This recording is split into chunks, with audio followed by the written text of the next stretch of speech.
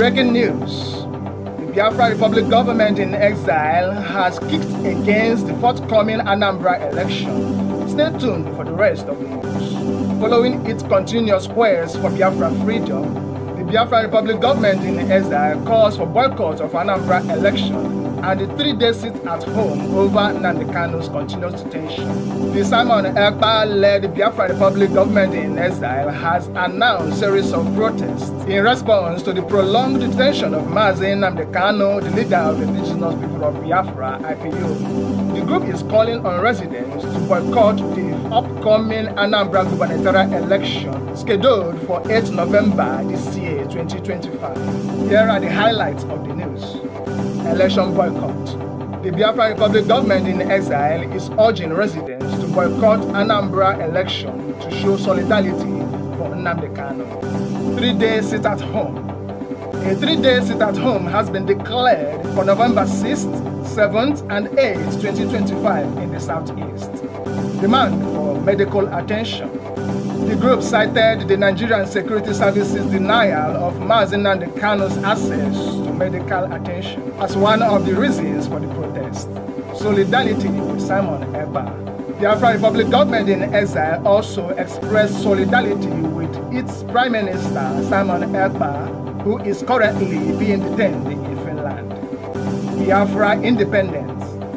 The group reaffirmed its resolve and commitment to Biafra exit from Nigeria, stating that Biafrans remain resolute in their quest and determination for independence. Stay tuned and continue to watch MV Global Media for news updates. Breaking news. The Federal High Court in Abuja has given Mazi Nnamdi Kanu, the leader of the indigenous people of Biafra, another chance to open his defense or lose his case. Stay tuned for the rest of the news. Just in this day, 5th of November 2025, a Federal High Court in Abuja has given Nnamdi Kanu, the leader of the indigenous people of Biafra, IPOB, another chance to defend himself against the charges brought against him by the Nigerian government. Justice James Omotosho warned that Kanu might lose his case if he refuses to open his defense. Nnamdi Kanu, who is now defending himself after dismissing his lawyers, insists that the charges against him has no valid backing in the Nigerian constitution.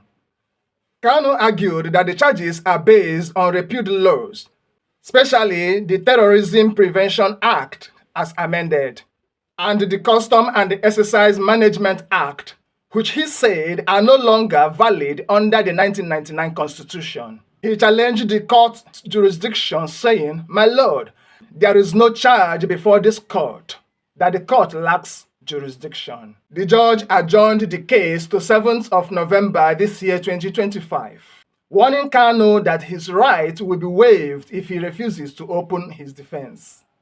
On his own part, Kanu's special counsel, Aloy Ejemako, described the case as politically exposed and noted that a conviction of Kanu will be widely seen as a political persecution against Biafra's self-determination.